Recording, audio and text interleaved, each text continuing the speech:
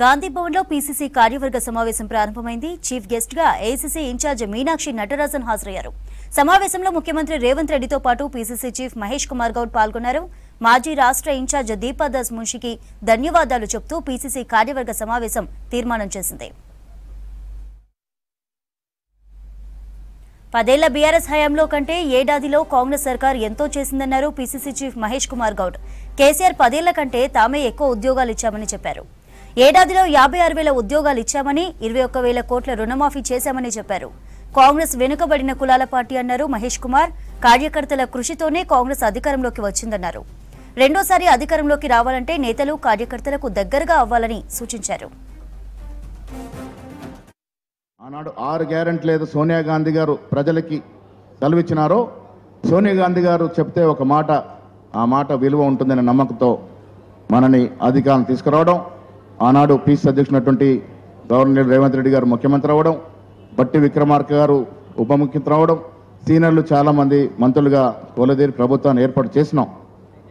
మిత్రులారా, ప్రభుత్వం ఏర్పాటు చేసిన తర్వాత చకచకా కార్యక్రమాలు ముందుకు పోయినాయి.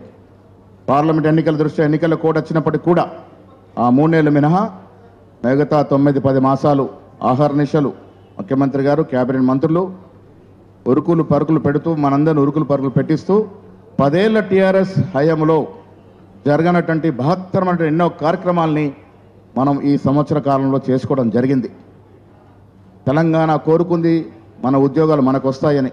ప్రతి ఇంట ఒక ప్రభుత్వం ఉద్యోగం వస్తే ఆ ఇల్లు ఎలా కలకల్లాడుతుందో తెలిసినటువంటి మనం రేవంత్ రెడ్డి గారి సారథ్యంలో ప్రభుత్వం వచ్చిన వెనువెంటనే ప్రభుత్వ పరంగా 56,000 ఉద్యోగాలు ఇవ్వడం అనేది ఆషామాషి విషయం కాదు.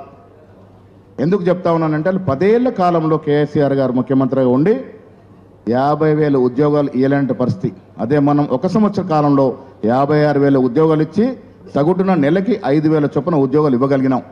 ఇంకా కూడా ఖాళీలు న్యాయంగా ఉన్నటువంటి కూడా పూరిస్తామని చెప్పడం జరుగుతూ ఉంది.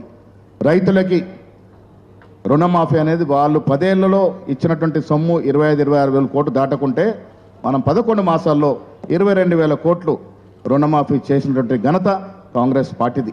మిత్రులారా, మీరు ఈ రాష్ట్ర కాంగ్రెస్ కమిటీలో ప్రముఖ స్థానంలో ఉన్నారు. జిల్లా కాంగ్రెస్ కమిటీ అధ్యక్షులు కావచ్చు, శాసనసభ్యులు కావచ్చు, శాసనమండలి సభ్యులు కావచ్చు, పార్లమెంట్ సభ్యులు కావచ్చు. మీ అందరి బాధ్యత కూడా ప్రభుత్వం తీసుకున్న ప్రతి సంక్షేమ అభివృద్ధి కార్యక్రమాన్ని ప్రజలకు తీసుకెళ్లాలి.